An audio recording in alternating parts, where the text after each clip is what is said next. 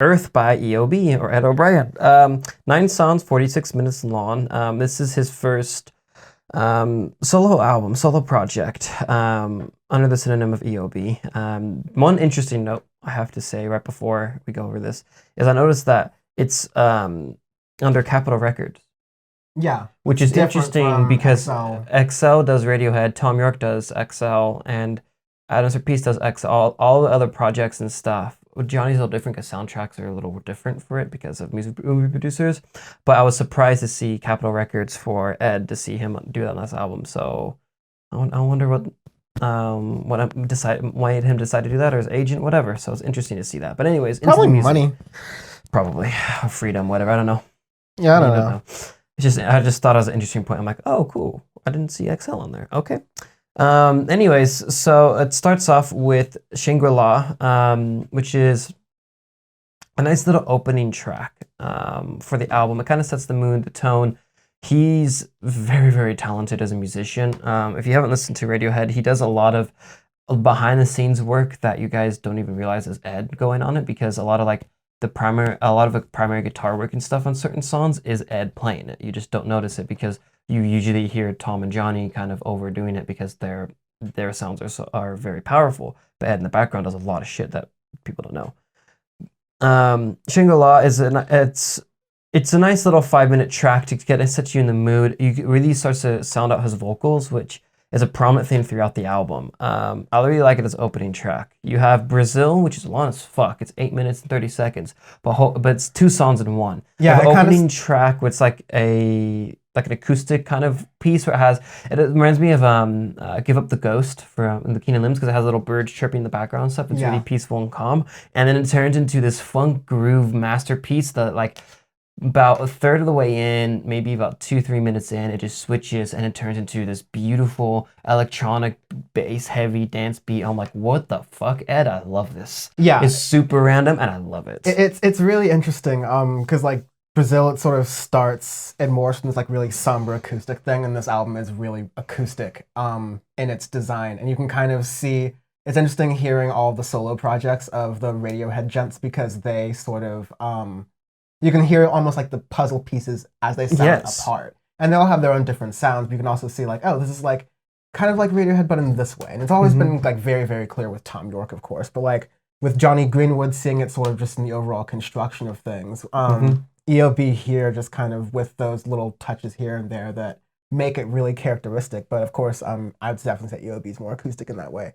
But yeah, like you were saying with Brazil, it morphs from this really somber acoustic ballad to like this still kind of melancholy to me, down tempo dance track, but still like really, really fun. Yeah. With these like really backing chimes that make this melody out there really cool.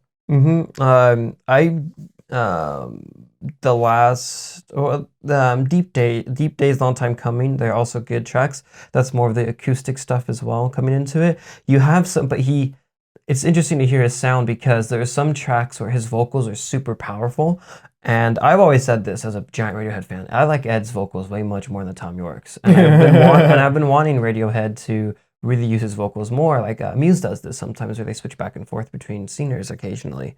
Or I want him to be more prevalent in it or have songs where it's Ed as the main vocalist, Tom backing up, which I don't know how that would work out, but I think there's songs and stuff that they can start doing that too because they're so you can really use his voice because especially in his album you can hear just how good it is. Yeah. It's so refined, it's beautiful to hear, and it's very versatile, which is something that I know his range is very high and it's gorgeous, but I didn't realize that there's a lot of different beats and songs that he can do within his voice, within his vocal range, which I haven't really heard from him before. He can go into acoustic, he can go into some of his songs over here are electronic, so he can go into that and exploit that as well, and there's a lot to pick out from.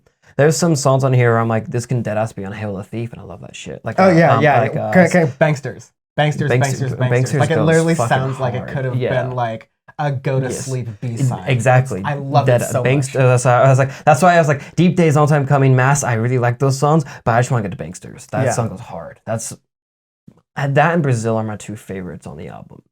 Me too. And then Sail On, which I was like, ooh, I was gonna Sail the Moon. Sail On's good. Olympic is another song where it's 2 songs into one, where it's like Brazil, and again, like that second half, it goes into more electronic style of music, and I really, really like it. I knew he was good at doing electronic stuff because if you see him live on Radiohead, he does a lot of that stuff on it. Like Everything in His Right Place, he'll just sit down on the ground and just mess with electronics and do a lot of beats and stuff or video. Yeah, and usually in the Radiohead story, like Johnny Greenwood's the one doing a lot of that sometimes. Which he does, but it's cool to see like how much Ed does it as well, but it's very different in a way.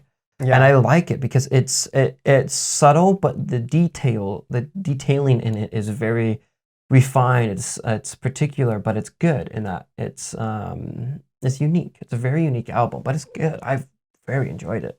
I didn't really know I didn't know what to expect going into it. But yeah, I like it a lot. I think Radiohead fans will definitely enjoy it. I think fans of just like especially acoustic music would like it, and fans of certain alternative. I think some people find it a little too slow depending on it, or a little long. But if you like REM or something like that, you would probably end up enjoying this. But fantastic first solo effort from Ed. Like really good job. Do you have any speculation as to why it took this long for him to do a solo effort? Well, because he did stuff with other bands. I'm pretty sure he did like with other projects. Not under EOB, but he's released music and stuff before, but not as it just being himself. So I know he wanted to do it when Radiohead were taking a break, and I know he has a family too, so he's raising a family and stuff as well. So they all they all different ways. They all Tom, I don't know how the fuck Tom has kids. Like that dude's always on tour. Johnny does it where because of soundtracks he can stay home. Phil and Colin. I know Phil's done a solo album maybe in 2015, I like to say. And Colin, I don't think Colin's done anything solo work wise. Yeah, that's fair. Just like they all do it sort of when they're ready. Yeah, exactly. And it took a while for Ed to do it, but I know he was talking about this for years and years. And he's had a bunch of different music and stuff he's done, pulled out through other bands and stuff as well, not just through Radiohead. But I'm glad it took a little time to do it because it's a fantastic effort. It's very, very well done. Yeah, I need to see like producer credits and stuff too. I need to look that up and see all of that as well because I'm interested to see in it. Because the sound production, the quality of it is second to none. It's very good. Yes. We are going to be reviewing a decent amount of albums this week. Like you said, we have Shabazz Palace, RJD2, and DaBaby's album, which we talked about a lot. So that's going to be really fun. But to rank all of those, we're going to be using an arbitrary scale of Homestar Runner characters, which we will explain at the end of the podcast because we are going to need that little palate cleanser. Yes. Anyways, Homestar Runner, the if you know, like Flash cartoon from the early 2000s. I'm going to say this is this is I'm going to say this is the cheat.